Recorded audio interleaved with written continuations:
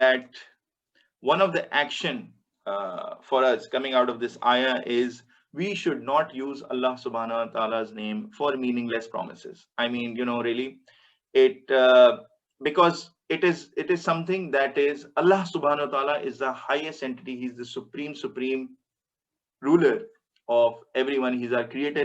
He's our Rabb. So we should not really casually use the name. That's one learning for us. And Allah subhanahu wa ta'ala knows true intentions in our hearts. So he knows that some people just say it, Wallahi and Allah ki qasam and all of these things, all these phrases, and they actually don't mean it. It's coming out of his kindness, of his endless kindness and mercy from his side, that he's saying that I know your true intentions in your heart, so I will not hold you accountable when you're just saying things. And however, he will hold us accountable when we really mean those promises, because Muslims have been asked to fulfill promises. So this entire thing basically removes the confusion, because you never know when a person is making a true promise or a or the false promise, or just saying things up.